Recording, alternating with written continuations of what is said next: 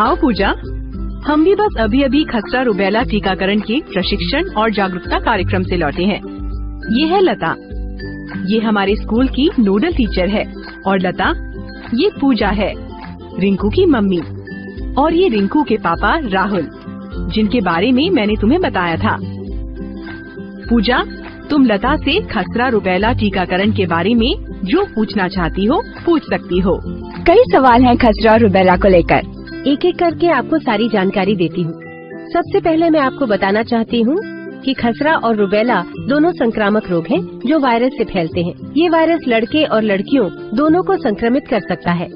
खसरा एक जानलेवा रोग है और बच्चों के असमय मृत्यु का एक प्रमुख कारण है खसरा। तेज बुखार, त्वचा पर लाल चकत्ते, खांसी, नाक बहना आदि इसके प्रमुख लक्षण हैं। खसरा एक गंभीर रोग में बदल सकता है जिसके कारण मृत्यु भी हो सकती है। खसरा से जुड़ी अन्य समस्याएं हैं निमोनिया, दस्त, अंधापन और दिमागी बुखार। रुबेला के क्या लक्षण हैं? रुबेला के कारण लाल दाने और हल्का बुखार होता है। याद रखो, रुबेला एक संक्रामक रोग है जो वायरस के कारण फैलता है। ये रोग लड़के और लड़कियों दोनों से फैल सकता है। यदि कोई महिला गर्भावस्था के शुरुआती दिनों में इसकी शिकार हो जाए तो उसका बच्चा कंजेनिटल रुबेला सिंड्रोम का शिकार हो सकता है। इससे गर्भस्थ शिशु को जन्मजात दोष हो सकता है, जैसे बहरापन, मोतियाबिंद, मानसिक अक्षमता, जन्मजात हृदय रोग और महिला को गर्भपात भी हो सकता है। लता मैम, खसरा और रुबेला जैसी जानलेवा बीमारियों का क्या इलाज है?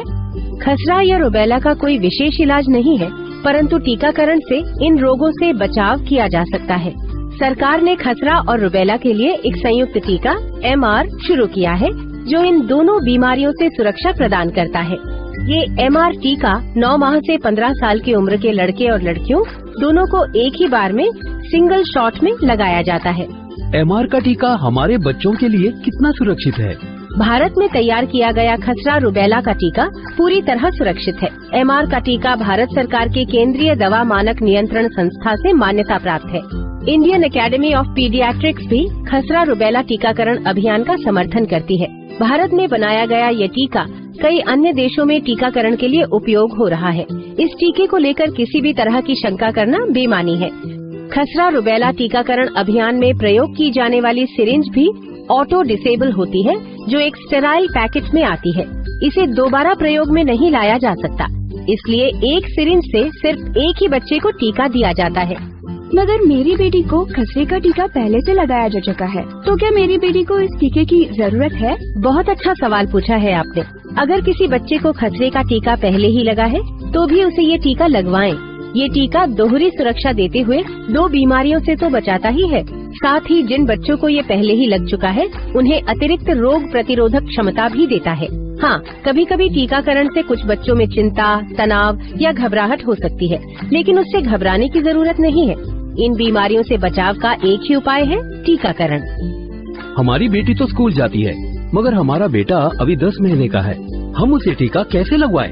ये अभियान निजी एवं सरकारी स्कूलों, आंगनवाड़ी केंद्रों और स्वास्थ्य केंद्रों पर चलाया जा रहा है। आप उसका टीकाकरण यहाँ करा सकते हैं। हाँ, एक बात का ध्यान रखिए, जिन बच्चों को बुखार है या कोई गंभीर बीमारी है या बच्चा अस्पताल में है तो उन बच्चों को ये टीकाकरण नहीं किया जाएगा। मुझे एक बात बताइए, टीकाकरण स्कूलों में कब होगा? ये जानकारी हमें कैसे मिलेगी? ये जानकारी आप सबको स्कूल से व्हाट्सएप, ईमेल, SMS और सूचना कार्ड द्वारा भेजी जाएगी। हाँ, माता पिता होने के नाते आपको एक बात का खास ख्याल रखना है कि टीकाकरण के दिन बच्चे छुट्टी न लें और साथ ही टीकाकरण से पहले कुछ नाश्ता अवश्य कर लें। टीचर्स सुनिश्चित करेंगे कि जो बच्चे खाली पेट हैं, वे अपना टिफिन टीकाकरण से पहले खा लें। हम सभी टीचर्स टीकाकरण के दौरान छात्रों में आत्मविश्वास बनाए रखने के लिए खुद भी टीकाकरण स्थल पर रहेंगे। अधिक जानकारी के लिए आप डॉक्टर, ANM और आशा से संपर्क भी कर सकते हैं। हम सबको इन बातों का बहुत ख्याल रखना है।